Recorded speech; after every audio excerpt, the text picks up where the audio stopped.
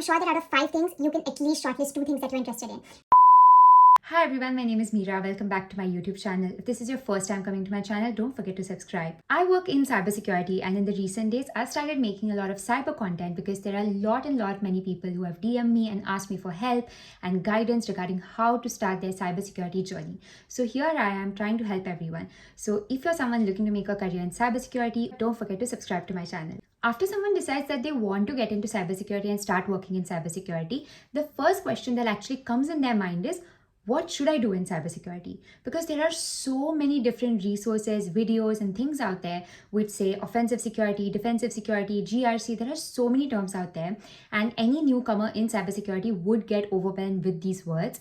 I was one of them too a few years ago, and I had to learn it the hard way and navigate my own career path, which is why I do cybersecurity mentoring, make videos, and help people out because I once faced these exact challenges. There are a lot of different domains within cybersecurity. So today in this video, we're going to break down all of these domains so that you get a clear understanding of what are the different teams within cybersecurity, and then you can decide which one out of these actually sparks your interest, and that's how you can proceed with your cybersecurity journey. So let's get into it. Now, please note, I'm not covering every single domain within cybersecurity, but in my own understanding, this is a broad view, and this is what I tell anybody who's new in cybersecurity, doesn't know much about the roles. So I'm basically going to break down all the cyber domains in broad categories, which can help you understand what you like more. So let's talk about the first one, which is defensive security.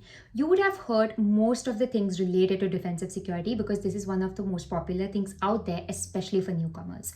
So defensive security is basically you are going to be someone who is going to protect assets and protect data. To make you understand in easy terms, imagine that there is a house and there is a bodyguard in front of the house. You are that bodyguard. If you want to get into defensive security, it basically means you are becoming that bodyguard outside the house to protect everything that's in that house.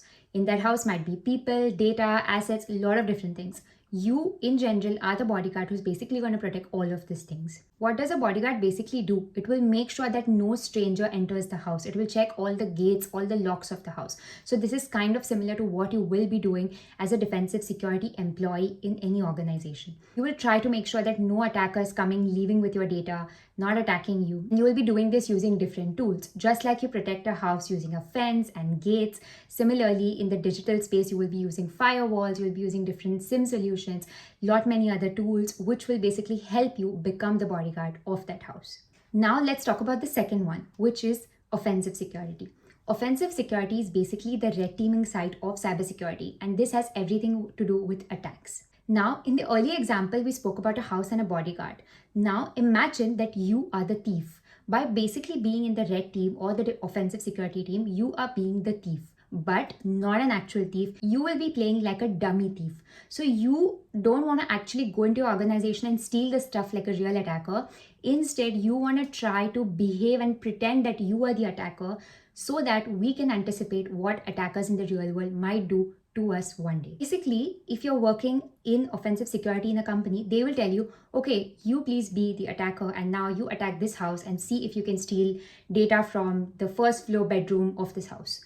So that just basically means that they're going to give you a range of IP addresses, they're going to give you a list of servers, and you need to try to attack those and see what you can find. Let's talk about the third one. This is GRC, which means governance, risk, and compliance. So this is a bit non-technical side of cybersecurity itself.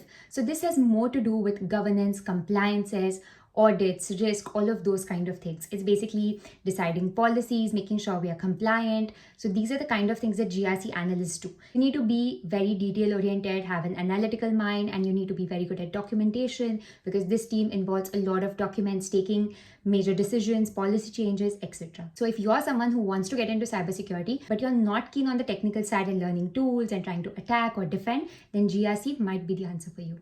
The fourth one is security awareness training.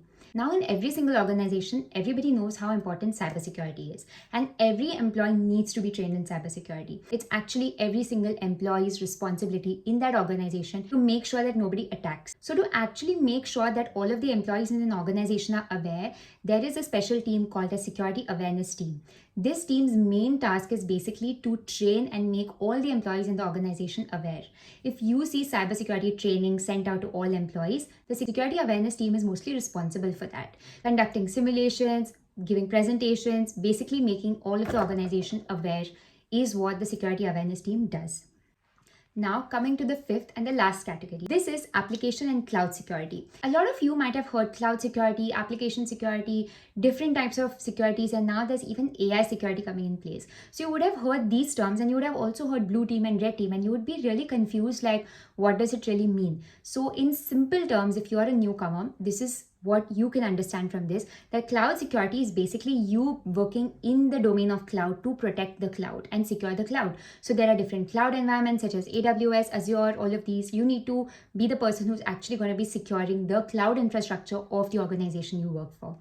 Same goes with applications. So there are different types of aspects out there, such as cloud, application, IoT, all of these things. And if you're basically trying to become an expert in one of these to secure these, then you will come under this fifth category. Now, there are a lot many other things you would have heard, like vulnerability management, threat hunting, etc. A lot of these subdomains fall within these 5 domains that I've discussed here. Obviously, there are different categories and different ways to put these, but according to me, I feel this is the best way a fresher in cybersecurity can understand the different things and domains that are there within cybersecurity.